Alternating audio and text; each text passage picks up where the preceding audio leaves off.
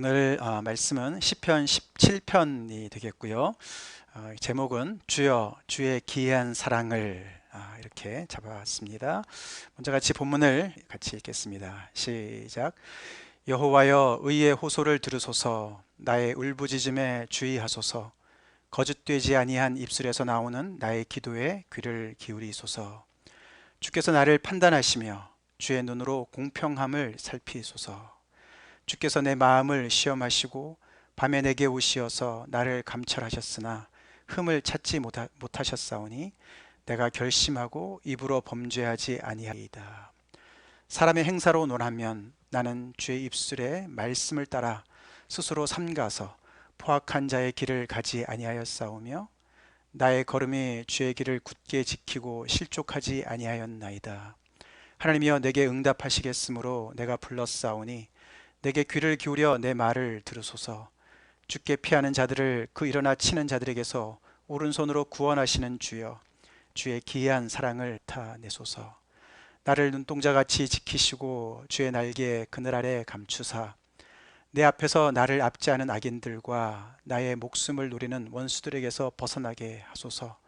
그들의 마음은 기름에 잠겼으며 그들의 입은 교만하게 말하나이다. 이제 우리가 걸어가는 것을 그들이 애워싸서 노려보고 땅에 넘어뜨리려 하나이다. 그는 그 움킨 것을 찢으려 하는 사자 같으며 은밀한 곳에 엎드린 젊은 사자 같으니이다. 여호와여 일어나 그를 대항하여 넘어뜨리시고 주의 칼로 악인에게서 나의 영혼을 구원하소서. 여호와여 이 세상에 살아있는 동안 그들의 분깃을 받은 사람들에게서 주의 손으로 나를 구하소서. 그들은 주의 제물로 배를 채우고 자녀로 만족하고 그들의 남은 산업을 그들의 어린아이들에게 물려주는 자니이다. 나는 의로운 중에 주의 얼굴을 배우리니 깰 때에 주의 형상으로 만족하리이다. 아멘.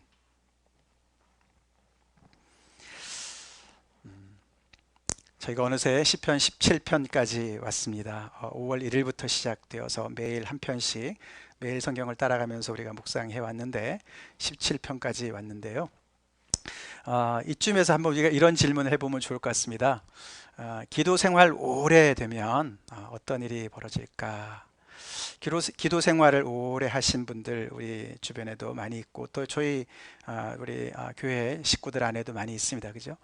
기도 생활을 오래 하신 분들 참 귀하죠. 참 정말 아름다운 모습도 있을 수 있고 참 귀한 참 은혜가 넘치는 그런 모습이 많이 있습니다. 예. 기도 생활이 오래될 때 정말 어떤 모습이 있을까? 가끔씩 가다가는 참 기도 생활을 오래 하신 것 같은데 참 이렇게 덕이 되지 않는 모습도 있는 경우가 많이 있는 것 같아요. 오늘 우리가 그동안에 특별히 기도 생활을 오래 했다면은 우리 자신들이 또 이렇게 참 말씀을 통해서 돌아보는 시간이 되었으면 하는데요. 왜냐하면은 오늘 시편 말씀이 그렇습니다. 17편이 마치 기도 생활 한 17년 차 되는 기도하는 사람처럼 이 기도하는 이 시편 기자가 굉장히 기도가 깊어진 것을 우리가 보게 됩니다. 특별히 이 시편이 5권으로 나눠졌다고 말씀을 드렸는데 거기에 제1권에는 이 주님의 성전, 이 하나님의 성전이 계속 반복이 되게 나오는데 이 주의 성전이 이제 중요한 팀입니다. 중요한 주제인데 이 성전 안에 이제 이렇게 기도하러 가는 거지 않습니까? 예루살렘 성전이라고 볼 수 있는데 이 주의 성전에 가서 기도를 생활을 오래 하는 것이 두 가지 측면으로 이렇게 좀 나타나는 것 같습니다. 어떻게 나타나냐면요, 우리가 지난주에 살펴봤듯이 주의 성전을 피난처로 삼는 사람이 있는가 하면 주의 성전을 도피처로도 삼는 경우가 있는 거예요. 우리가 그것은 구약의 그 말씀, 그 이스라엘의 역사들을 보면 알 수가 있습니다. 그렇죠? 그래서 피난처로 삼는 모습은 기도 생활을 오래 하면 할수록 더욱더 아름다운 모습으로 변해가는 거고 주의 성전을 도피처로 삼는 사람은, 그래서 가서 기도는 하지만 거기서 도피처로 삼는 사람들은 굉장히 정말 어떻게 보면은 흉물스러워지는 그런 정말 완전히 반대되는 모습으로 갈 수가 있는 것을 우리는 이 구약의 역사를 통해서 알 수가 있어요. 그 차이는 어떻게 하면은 이 주의 성전이 피난처가 되고 어떻게 하면 도피처가 되느냐, 그 차이는 이겁니다. 그죠? 거룩한 임재, 하나님 앞에 나갔는데 하나님의 그 임재함을 느끼고 믿고 하나님 앞에 정말 준비된 마음으로 하나님의 그 거룩하심 앞에, 나를 감찰하시는 하나님 아버지 앞에 나아가느냐, 아니면은 내가 가지고 있는 재물을 가지고 하나님 앞에 마치 뇌물을 바치듯이 그렇게 바치는 종교 생활로 가느냐, 아니면은 현실을 외면하는, 그죠? 현실을 도피하는 그런 정말 장소로 생각해서 나의 어떤 삶의 그런 여러 가지 그 내용은 없고 오히려 세상에서 계속 죄짓다가 가서 마치 한번 그냥 고해성사하면 모든 죄가 풀리는 것처럼, 해결되는 것처럼 그렇게 하나님을 이용하는 그런 도피처로 가느냐, 이 모든 것들은 다 이 거룩한 임재를 정말 이 임재 앞에 가느냐 안 가느냐의 그 정말 그 요소가 중요한 결정을 하게 되는 것을 보게 됩니다. 그래서 처음에 이렇게 피난처로 삼았던 그 성전이 점점 더 도피처로 생각하는 많은 사람들이 생기면서 결국에는 이 성전이 예수님께서 만민이 기도하는 집이라고 말씀을 하셔야 되는데 강도의 구렬이 되었도다. 강도 같은 사람들이 숨어 있는 곳이 되었다는 것이죠. 그래서 거기에 가서 하나님 앞에 피하는 거예요. 숨는 거예요. 현실을 도피하고 죄를 도피하고 오히려 그런 데가 돼버렸다. 하나님의 거룩한 임재를 무시하고 업신여기고, 그래서 하나님의 임재가 떠난 그런 장소가 돼버린 것을 예수님께서 질타하시는 것이 되죠. 그래서 우리는 기도 생활을 오래 하는 것이 정말 어떤 모습으로 내가 지금 가는가를 좀 살펴봐야 됩니다. 여러분들 중에도 기도 오래 하신 분 계시죠?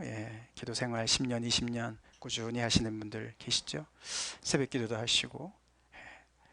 그래서 정말 어떤 모습이 될까 우리가 돌아봐야 됩니다.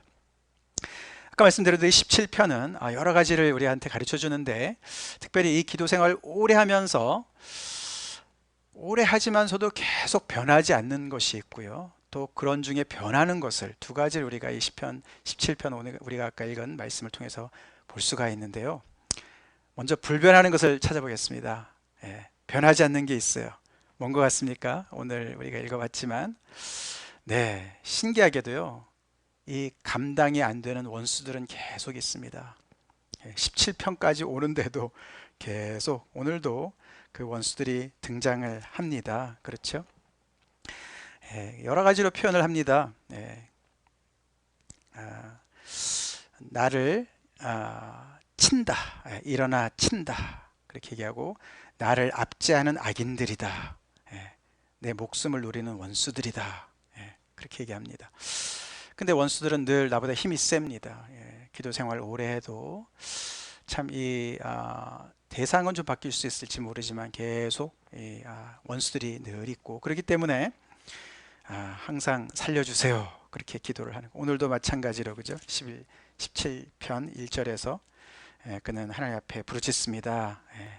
나의 호소를 들어주세요. 기도 생활 오래 해도 변하지 않는 거가 바로 이런 것이죠. 변하는 것도 있어요, 그죠? 변하는 것들. 변하는 것들이 무엇이 있냐 하면은 이 사람이, 기도하는 사람이 하나님과 더 친밀해진 것을 볼 수가 있습니다. 오늘 17편을 가만히 보면은 정말 하나님께 더 가까이 간 모습을 볼 수가 있어요. 17년이라고 우리가 해봅시다. 17편을 오랫동안 하나님 앞에 기도 생활을 해온 사람으로서 하나님과의 그런 어떤 그 관계가 굉장히 끈끈한 것을 우리가 보게 되고요. 그리고 또 변한 것이 하나님을 더 많이 닮은 모습을 보게 됩니다. 조금 이따 우리가 자세하게 보겠지만 기도 생활 오래 하면 할수록 하나님을 더 깊이 알아가고 닮게 되는 것을 오늘 17편에서는 우리가 배우게 되는 것이죠.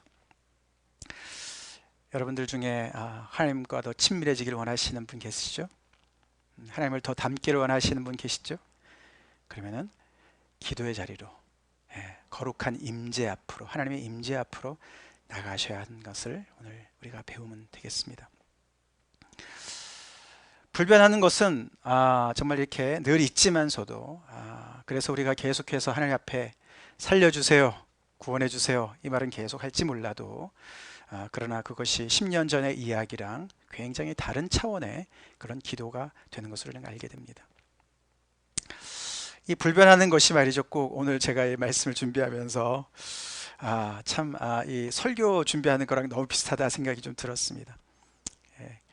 그 설교 준비 굉장히 열심히 하지요. 제가 열심히 하는데 늘 이제 그 말씀을 이렇게 마지막 막 이렇게 이제 이렇게 압축을 하고 준비를 해 나갈 때는 항상 하나님 살려주세요, 그렇게 기도하게 돼요. 하나님 도와주세요. 이게 제 능력 밖의 일입니다. 제가 공부하고 제가 나름대로 깨달은 거 전달하는 거 뭐 그 정도면은 할 수 있겠죠. 근데 그게 아니지 않습니까? 정말 정말 하나님의 이 엄유하신 말씀, 영원한 진리의 말씀을 대언해야 되잖아요. 우리 성도들한테 주시는 하나님의 말씀을 기도하는 중에 받아서, 말씀을 물론 공부도 하지만 그것을 받아서 우리에게 꼭 필요한 말씀을 정말 하나님께서 주시는 말씀이라고 내가 확신 가운데 그것을 정말 이렇게 하나님께서 주시는 그런 능력으로 전해야 되는 거 아닙니까? 그래서 여러분들이 받으실 때 그냥 김유신 목사가 그냥 깨달은 그냥 얘기들을 가르치는구나, 그게 아니라 정말 권위 있는 하나님의 말씀으로, 성령의 나타남과 능력으로 여러분들이 정말 그 꼴을, 하나님의 꼴을 먹으셔야 되기 때문에 이 자리가 정말 너무 힘든 자리인 것이죠. 그래서 하나님 앞에 살려주세요. 저도 이제 설교한 지가 꽤 오래됐는데 한 25년 된 것 같아요 벌써. 그런데도 매번 설교의 자리는 정말 죽기 일보 직전 같은, 살려주세요 하나님, 그렇게 기도하는 자리입니다. 하여튼 간에 그렇지만 그 설교 초년병 때랑 지금 때랑 또 많이 다른 것처럼 우리의 그 기도 생활도 많이 다른 것을 우리가 보게 되는 것이죠. 자, 그럼 우리 오늘 본문 말씀을 좀 더 들어가 보겠는데요.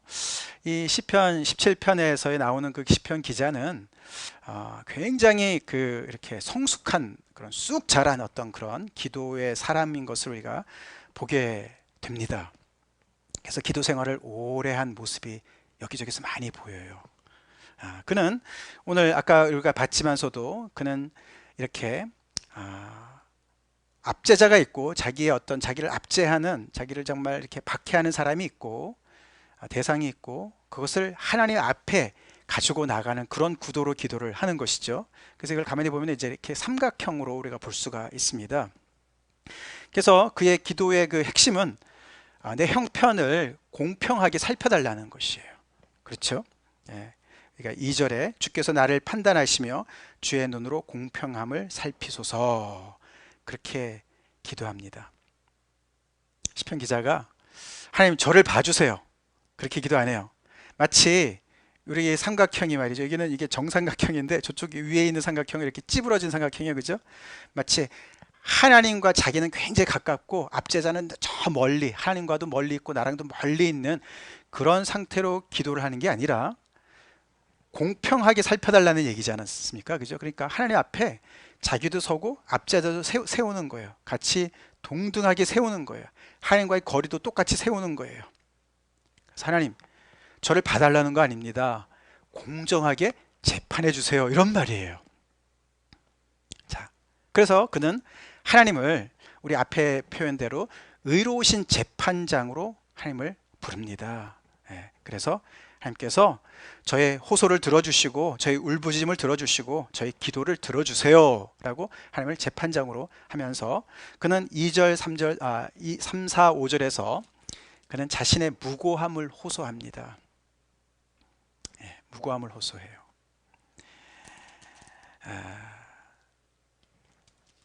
하나님께서 내 마음을 살펴보지 않으셨습니까? 감찰해 보지 않으셨습니까? 그리고 내가 입으로 내가 범죄하지 않은 걸 알고 계시지 않습니까? 그렇게 자신의 무고함을 특별히 압제자와의 관계에서 이야기를 하고, 특별히 4절에서 보면은, 4절 5절에서 보면은 그런 더 나아가서 하나님의 언약에 충실한 삶을 살았다고 고백합니다. 사람의 행사로 논하면 나는 주의 입술의 말씀을 따라, 즉 율법이죠. 우리 시편 1편에 나와 있던 하나님의 말씀이죠. 주의 입술의 말씀을 따라 스스로 삼가서 포악한 자의 길을 가지 아니하였습니다. 저 하나님의 율법대로 살려고 정말 많이 애를 썼습니다. 그리고 나의 걸음이 주의 길을 굳게 지키고 실족하지 아니하였나이다. 주의 길. 네. 그래서 이 주의 입술의 말씀을 따라 살았다, 주의 길을 굳게 지켰다, 실족하지 않았다, 이 모든 것은 하나님 앞에 하나님의 언약 백성으로서 하나님을 언약의 주체자 되신 하나님께 온전히 말씀에 순종하고 그 말씀에 정말 따라서 온전히 거룩한 의로운 삶을 살기로 애쓴 것이 하나님에게뿐만 아니라 이웃들과의 관계도 마찬가지. 우리가 10계명만 보더라도 그렇죠.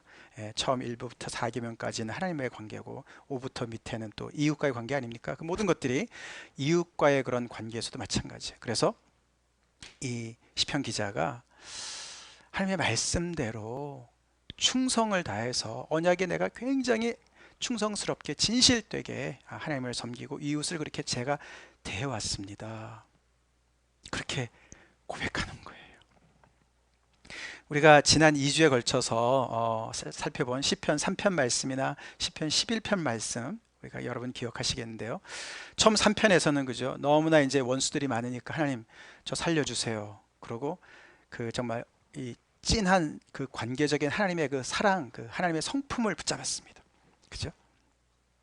근데 지난주에 11편에서 뭡니까? 그 여호와께 피했는데, 그 여호와께 피했더니 거기는 여호와의 그런 안식처도 되지만 또 하나님께서 감찰하시는 것이 나왔습니다. 그죠? 그래서 그냥 하나님께만 그냥 피한다고 다 되는 게 아니고 거기 가니까 하나님 또 내 죄를 또 감찰하세요. 그죠? 그럼 내가 회개해야죠. 잘못했은. 그죠? 근데 오늘은 보니까 시편 기자가 더 나가지 않습니까? 그죠? 그냥 하나님의 그런 어떤 성품에 정말 의지할 뿐만 아니라, 그리고 그분에게 피할 뿐만 아니라, 그분의 감찰하심 앞에 설 뿐만 아니라, 자기가 평소에 하나님의 말씀대로 내가 이렇게 열심히 살고 주님 앞에 정말 열심히 내가 언약에 따라서 충실하게 살아왔습니다 라고 고백하는 자기의 삶까지 가지고 온 거예요. 쑥 자란 모습을 보는 거 아닙니까? 어떻게 좀 우리가 보면은 여기 4절 5절이 마치 하나님 앞에 자기가 잘났다, 나는 의롭다, 자기 의를 드러내는 것 같지만 그렇지 않습니다. 그는 이 의로우신 재판장 앞에 내가 이렇게 산 이유가, 이렇게 살 수 있었던 이유가 바로 하나님의 언약의 사랑 때문에 제가 이런 사람이 되었다라고 고백을 하는 겁니다. 특별히 그것이 6절 7절에 나타나는데요. 7절에 특별히 주께 피하는 자들을 그 일어나 치는 자들에게서 오른손으로 구원하시는 주여, 주의 기이한 사랑을 나타내소서. 오늘 설교 제목이 여기서 나왔는데, 여기 주의 기이한 사랑, 헤세드, 많이 들어봤죠. 지금 여러 번 반복해서 우리 여호와의 그 언약적인 신실한 사랑을 얘기합니다. 7절은 다분히 출애굽 사건을 얘기합니다. 특별히 출애굽 15장에서 바로의 압제에서 정말 탈출해서 해방되어서 도망을 쳐 나왔는데 앞에 홍해가 가라막혔었습니다. 그죠? 그래서 하나님께서 그 홍해를 열어주시고 그 홍해를 다 건넌 다음에, 그 애굽의 모든 군대들이 다 수장된 다음에 그 백성들이 모세가 함께 하나님을 찬양하는 시 아닙니까? 거기서 나오는 것이죠. 거기서 그 백성들은 하나님의 이 기이한 사랑, 너무나 이 하나님의 이 신실한 사랑, 정말 자기들이 종되었을 때, 종살이 했을 때 하나님 앞에 살려달라고 부르신 것밖에 없는데 그들을 자신들을 찾아와서 그 능한 오른손으로 그들을 구원해내셔서 그들을 신실하게 책임져 주시는, 그렇게 구원해내신 그 하나님의 그 언약적인 사랑 때문에, 그 사랑이 기반해서 우리에게 율법을 주셨고, 신의 산에서 율법을 주셨고, 그래서 너네가 이것을 지키면은 생명을 얻을 것이다. 그래서 이 시편 기자는 그 하나님께서 주신 그 말씀대로, 그 토라의 말씀대로 그것이 나의 생명의 길인 줄 알고 내가 그 말씀대로 삶 속에서 열심히 주님을 닮아갔습니다. 하나님을 닮으려고 제가 애를 많이 썼습니다 라고 고백하는 거예요. 그래서 자기 의랑 굉장히 다른 것이죠. 이 의는 하나님께로부터 유도된 의가 되는 것이죠. 그래서 이렇게 쑥 자란 모습으로 하나님 앞에 이야기를 하는 거예요. 그래서 이 주의 기이한 사랑을 다시 지금 하나님께서 발휘하셔야 되는 거라고 말씀을 하는 겁니다. 예. 지금 이런 상황을 쭉 전개를 하면서 하나님께서 그 옛날에 우리 조상들에게 그 출애굽 당시에 행하셨던 그 기이한 사랑을 오늘 이 순간에 바로 이 나의 이 현장 속에서, 이 어려움 속에서 주님께서 이 기이한 사랑을 오늘 다시 나타내 주십시오 라고 이야기를 합니다. 그러면서 그는 굉장히 하나님 앞에서 얼마나 자기가 친밀한 관계에 있는 것을 이렇게 비유로 얘기하는데, 나를 주의 눈동자 같이 나를 보호해 주세요, 그렇게 기도해요. Keep me as the apple of your eye. 그러니까 주님의 눈동자, 우리 눈동자가 굉장히 센시티브하지 않습니까? 우리가 굉장히 조심하지 않습니까? 그런 것처럼 주님의 눈동자를 보호하시듯이 저를 그렇게 보호해 주세요, 그렇게 기도하고요. 또 하나는 주의 날개 아래 저를 품어주세요, 감추어 주세요.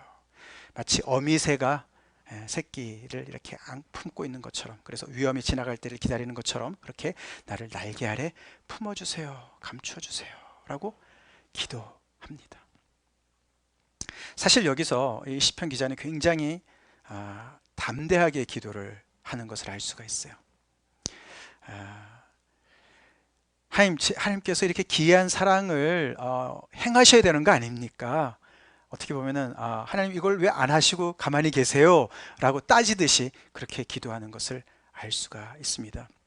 그는 왜 이렇게 출애굽의 역사를 끄집어 가면서 이렇게 얘기를 하냐면요, 이 압제자가 마치 바로와 같이 정말 여겨지는 것이에요. 아까 우리가 봤지만서도 이것은 그냥 이 압제자가 그냥 우리가 흔히 우리가 살면서 만나는 관계성에서 이렇게 우리 좀 어려운 관계성들 꽤 있지 않습니까? 예를 들어서 뭐 우리가 살다 보면 오해가 있을 수도 있고 말이죠. 또는 의견이 달라서 조금 이렇게 서로가 좀 힘든 것도 있을 수도 있고요.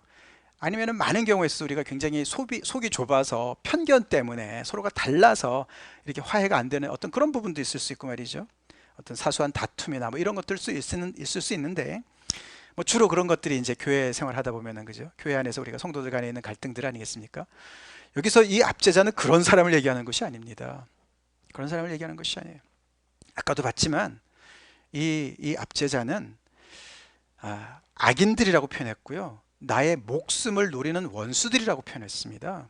그래서 이 바로가 맞는 거예요. 바로의 그 모습이 맞는 거예요. 이스라엘 백성과 애굽을 생각해 보세요. 거기에서 수장인 바로를 생각해 보세요.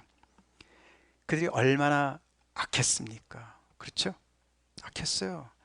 그래서 이 악이 존재하는 거예요. 악인이 존재하는 거예요. 악은요 굉장히 구조적입니다.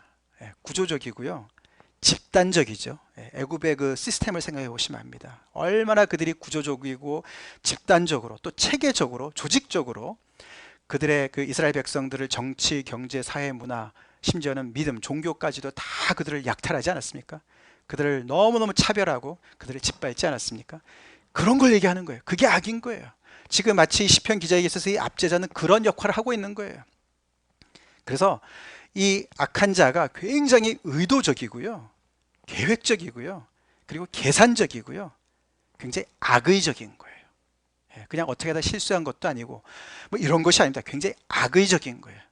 아주 이 상대방을 그냥 집어삼키기 위해서, 망가뜨리기 위해서, 멸망시키기 위해서 아주 그냥 꾀를 쓰면서 말이죠, 여러 가지 그런 꼼수를 쓰면서 덤벼드는. 그래서 오늘 여기도 표면에 보면은 사자 같다라고 표현이 나오죠. 12절에 그는 그 움킨 것을 찢으려 하는 사자 같으며 은밀한 곳에 엎드린 젊은 사자 같다. 시편 기자를 사람으로 안 보는 거예요. 먹잇감으로 보는 거예요. 살다 보면 그런 구조악 속에 들어갈 수도 있는 것이고, 그런 사람을 만날 수도 있는 것입니다. 지금 그런 상태에 있습니다. 근데 여기 오늘 이 압제자를 딱 이제 하나로 표현한다면은 이 시편 기자는 이렇게 표현합니다. 이 세상에 살아있는 동안 그들의 분깃을 받은 사람들이다. 이렇게 얘기를 해요. 재미있는 표현이에요. 이 압제자들은 이 세상에 살아있는 동안에 그들이 받을 건 다 받았다. 분깃이란 말은 포션, 산업, 기업 이런 뜻인데요. 한마디로 세상에서 그냥 뭐 받을 거 다 받은 사람들이다. 다시 말해서 하나님이 없는 사람들을 얘기하는 거예요. 하나님을 무시하고 이 세상의 모두 보이는 것들로 만족하고, 그래서 그것이 얼마나 많이 다른 사람 것을 빼앗았는지요. 자기도 배불리 먹고 자기의 자녀들한테도 남겨주는 거예요. 그들도 만족하게 하고 그들의 남은 산업을 그들의 어린아이들에게까지 물려주는, 대대로 물려주는 그런 사람들이다 라고 표현을 합니다. 바로가 딱 맞습니다. 세상은 정말 공중권세 잡은 자의 그 영향 아래에 있다는 사실을 우리는 알아야 되고요. 그래서 하나님을 대적하고 하나님의 나라를 대적하고 하나님의 사람을 대적하는 그런 악한 세력이 있다는 것을 우리는 꼭 알아야 됩니다. 그래서 오늘 이 시편 17편을 우리가 그런 맥락에서 이해를 해야 돼요. 아시겠습니까? 근데 아까 말씀드린 대로 이 시편 기자는 그런 원수가 정말 집어삼키려고 하는 가운데서도 하나님 앞에 나아갈 때 하나님의 긍휼과 자비를 구하면서도 하나님께서 의로우신 재판을 해달라고 기도를 하고 있어요. 왜 그런지 아시잖아요, 그죠? 원수가 조롱합니다. 하나님이 의롭지 않다고 조롱하는 거예요. 시편 기자가 예를 들어서 우리가 기도는 오래 하면서 기도 생활 오래 했는데 우리의 삶은 정말 예수님 하나님 모르는 사람처럼 똑같이 살고 교회 가서 일주일에 한 번씩 가서 기도하면은 다 깨끗해지는 줄로 생각하고, 그러면 어떻게 해요? 세상이 조롱하지 않습니까? 그런 하나님 왜 믿냐? 그런 기도 왜 하냐? 똑같은 거예요. 이 압제자도 똑같습니다. 사단이 똑같습니다. 그래서 하나님께서는요, 이 당신 앞에 나오는 당신의 백성들, 자녀들을 당신의 의로우신 그런 그 의로우심 앞에서, 당신의 그 임재 앞에서 이 한 사람 한 사람을 계속 성장시키기를 원하세요. 그래서 그들 삶 속에서 하나님의 거룩하심을 담기를 원하세요. 담기를 원하세요. 그게 기도가 깊어지는 것입니다. 그게 기도 생활을 제대로 오래 하는 아름다운 모습으로 가는 지름길입니다. 이 시편 기자는 개인적으로 지금 재출애굽의 사건을 위해서 기도하고 있는 것이에요. 정말 나를 지금 집어삼키려고, 나를 정말 죽이려고 내 목숨을 노리는 이 원수에게서 나를 건져 주십시오. 그럼 하나님이 아시잖아요. 저는 언약의 백성입니다. 제가 하나님의 말씀 따라서 지금까지 열심히 주님을 정말 섬기고 따라오지 않았습니까? 살지 않았습니까? 그렇게 하나님의 백성임을 또 이야기하는 것이죠. 오늘 이 말씀을 가지고 우리가 가만히 이제 생각을 해볼 때, 아까도 강조를 드렸지만 아무나 우리가 압제자로 규정하면 곤란합니다. 우리 교회 생활하면서, 신앙생활하면서, 또 직장이나 사회생활하면서 말이죠. 나를 괴롭게 하는 사람들을 다 압제자로 규정하면 곤란합니다. 많은 경우에 있어서 내 자신을 돌아봐야 할 수가 있습니다. 내가 하나님의 그 사랑을, 그 정말 언약적인 그런 충실한 삶을 내가 살지 못해서 내가 사과해야 되는 것이 아니냐, 내가 배상을 오히려 해야 되는 것이 아니냐 돌아봐야 돼요. 즉 아군과 적군을 제대로 분간할 수 있어야 돼요. 우리가 싸움의 대상을 제대로 잘 봐야 됩니다. 마치 말이죠, 요즘에 이 코로나 바이러스 사태 때문에 특별히 미국 위해서 우리가 또 많이 기도해야 되는데요. 지금 정말 우리가 싸워야 될 원수는 코로나 바이러스죠, 그죠? 정말 모든 지혜를 동원해서, 물자를 동원해서 코로나 바이러스랑 싸워서 많은 생명들을 지키고, 정말 그 앞으로도 그 많은 사람들이 피해를 덜 입도록 그렇게 빨리 치료제나 백신을 구하고, 또 제한된 물자를 어떻게 하면 잘 활용해서 더 많은 정말 사람들을 살리고 피해를 줄일 수 있을까? 정말 요즘에 어떻게 공화당이니 민주당이니 뭐 이런 게 중요합니까? 근데 너무나 안타깝게도 싸워야 될 원수는 따로 있는데 이게 잘못 서로가 싸우는 거예요. 싸우다가도 이럴 때는 좀 손을 잡아야 되는 거 아닙니까?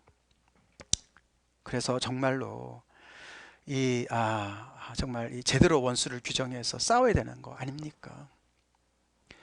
분열이 됐더라도 이럴 때 다시 화합이 되고, 정말 그래서 코로나 바이러스를 정말 박멸하기 위해서 정말 다 총력을 기울여야 되는 이때인데 말이죠. 과학적인 근거와 음모론이 서로 싸우고 말이죠. 앞으로 11월에 있을 대선을 생각하면서 계산하고, 참 너무나 안타깝습니다. 그렇게 해서 귀한 시간을 소모하고 에너지를 소모하는 것이 너무나 안타깝습니다. 근데 똑같은 일이요, 교회 안에도 일어날 수 있습니다. 저희가 주로 만나는 사람들은요, 우리가 사랑할 대상들이에요. 아멘이십니까? 사랑할 대상들이에요. 우리가 다르지요.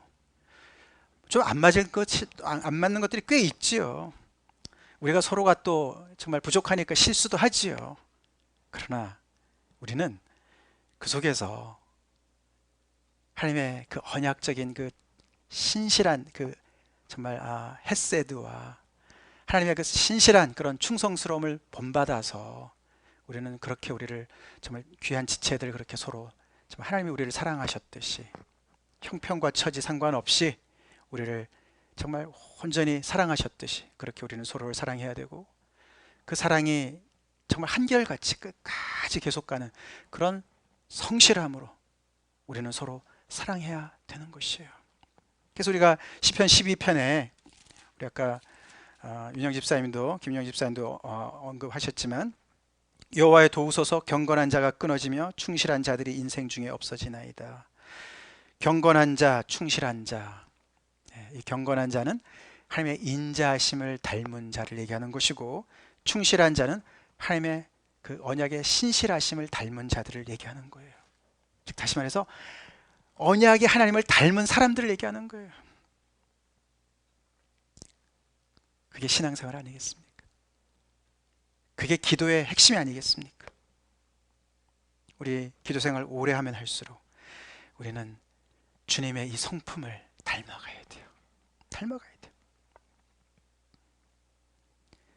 그래서 우리가 주로 많이 보는 우리 대상들은 우리가 더욱더 그 사람에게 내가 더 경건한 사람, 하나님의 인자를 드러내는 그런 사람이 되어야 되겠고, 하나님의 성실하심을, 충실하심을 드러내는 그런 사람이 되어야 될 줄로 믿습니다. 그리고 우리가 정말 하나님을 대적하는 세력들과 싸워야 됩니다. 사실 오늘 17편 이후에 18편이 우리 내일 말씀이지만, 거길 보면은요, 정말 이 시편 기자, 특별히 다윗의 기도인데, 오늘도 사실 다윗의 기도라고 다윗의 믹담이다, 다윗의 기도라는 제목이 붙여져 있지만, 이 18편에 가보면은 더욱더 크게 이렇게 쑥 자란 다윗을 보게 됩니다. 시편 18편요, 잠깐 살펴보길 원하는데, 이것이 하나님께서 당신의 백성들이 정말 이렇게 가기를 원하는 코스인 것을 우리가 알게 됩니다. 여기 10편 18편에 가만히 보면은 시작은 똑같이 이렇게 또다시 어려운 중에, 환난 중에 하나님께 아뢰는 기도로 시작을 합니다. 18편도 그가 얼마나 힘들었냐면요, 사망의 줄이 나를 얽고 불의의 창수가 나를 두렵게 하였고 스올의 줄이, 사망의 올무가 내게 이르렀고 나를 옥죄고 있다. 죽기 일보 직전이다 라고, 그래서 하나님께서 정말 나를 구원해 주세요 라고 또다시 살려달라고 기도를 합니다. 그렇게 시작을 했는데 하나님께서 그의 기도를 들으셔서 그가 높은 곳에서 손을 펴사 나를 붙잡아 주시며 많은 물에서 나를 건져내셨도다. 하나님은 또 신실하시게 그를 구해내셨다고 그가 고백을 15절에서 합니다. 네.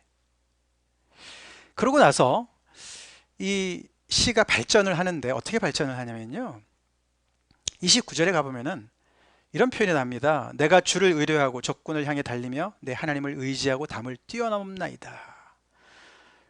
마치 너무나 무서운 적을 정말 만났었는데, 사실 여기 위에서 보면은 그렇게 얘기를 합니다.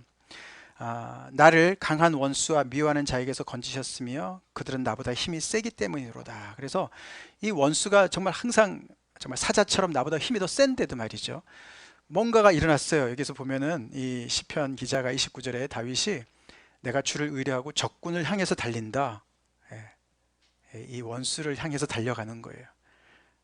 힘을 얻었어요. 뭔가 정말 정말 배짱이 대단하게 생긴 거예요. 내 하나님을 의지하고 담을 뛰어넘는다. 모든 어떤 장애물들을 뛰어넘으면서 뭔가 굉장한 힘을 얻은 것을 보게 되고요. 더 나가서 34절에 가보면은 내 손을 가르쳐 싸우게 하시니 하나님께서 내 팔이 놋활을 당기도다.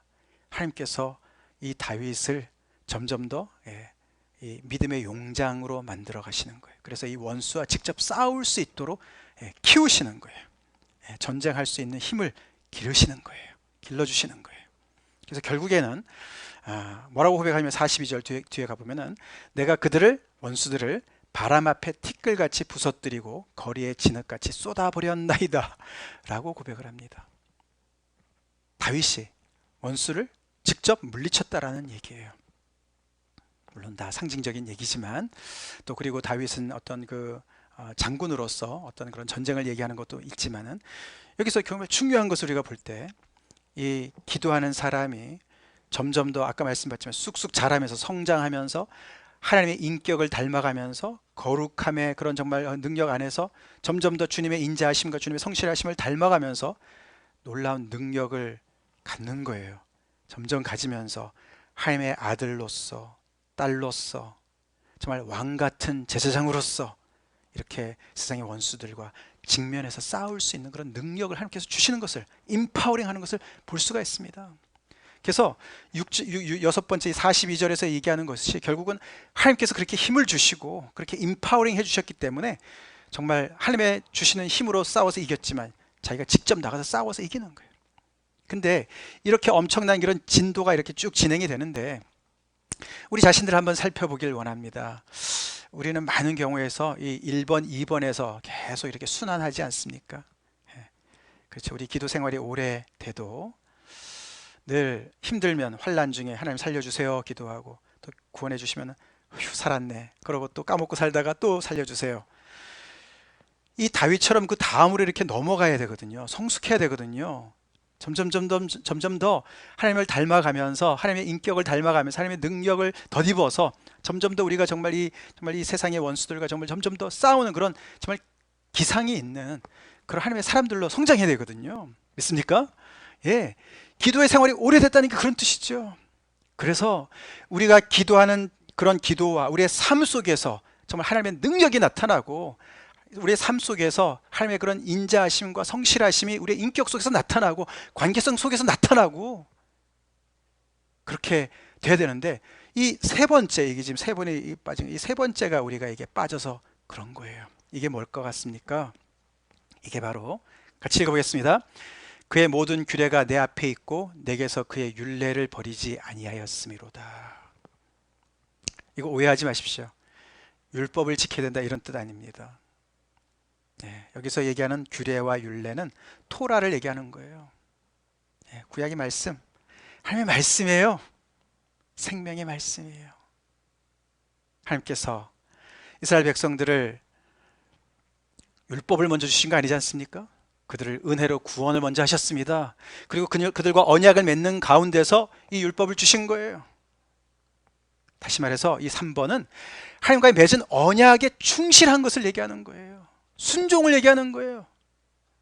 하나님께서 먼저 은혜로 이렇게 언약을 맺으셨기 때문에, 그렇기 때문에 우리가 소망이 있지 않습니까? 은혜로 구원받았습니다. 할렐루야. 그건 구약이나 똑같습니다. 똑같아요. 근데 그 은혜로 구원받은 것을 값싼 은혜로 치고, 우리가 여기 아까도 본 것처럼 주의 성전, 우리가 하나님 앞에 기도하러 나가는데도 그의 거룩하신 임재 앞에 선다는 것을 모르고, 예수님의 보혈의 공로로 나간다는 것을 모르고, 우리가 계속 반복적으로 나가다 보면 습관화되고, 예배를 우습게 알고 하찮게 여기고, 기도를 하찮게 여기고, 그렇게 점점 되면서 우리는 도피처로 삼고 강도의 구혈로 만들어버리는 그런 위험성이 다분히 있죠. 다시 말해서 내 삶 속에서 하나님께서 우리에게 주신 그 언약을 얼마나 내가 존중하고 생명처럼 여기고, 하나님께서 나를 그렇게 언약적인 충성으로, 충실하심으로, 끝까지 책임지신 사랑으로 나를 대해 주시듯이 내가 그렇게 하나님을 사랑하고 하나님께만 나의 충성심을 다 드리고, 그렇게 똑같이 이웃의 내 지체들을 그렇게 사랑하는 그런 율법의 삶의 순종이 있느냐, 그거죠. 그것을 감찰하시는 하나님 아버지 앞에 그 과정이 우리가 많이 약하기 때문에 계속 1번, 2번만 왔다 갔다 그렇게 하기가 쉬운 것입니다.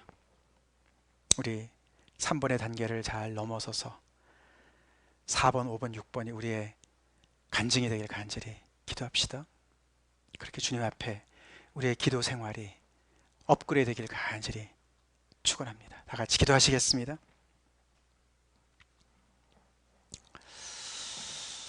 네, 오늘은 우리 들은 말씀을 가지고 하나님 앞에 결신 및 헌신 기도를 하기를 원합니다. 저희 몇 년 전에 계속 매주마다 했던 헌신 시간, 초청의 시간입니다. 사실 예배의 가장 포인트는 바로 여기입니다. 하나님께 찬양을 드리고 예배를 드리고 말씀을 들은 우리가 하나님께 반응해야 돼요. 이게 바로 반응하는 시간입니다. 결신은 내가 오늘 하나님 앞에 항복합니다. 예수님을 나의 구주와 주님으로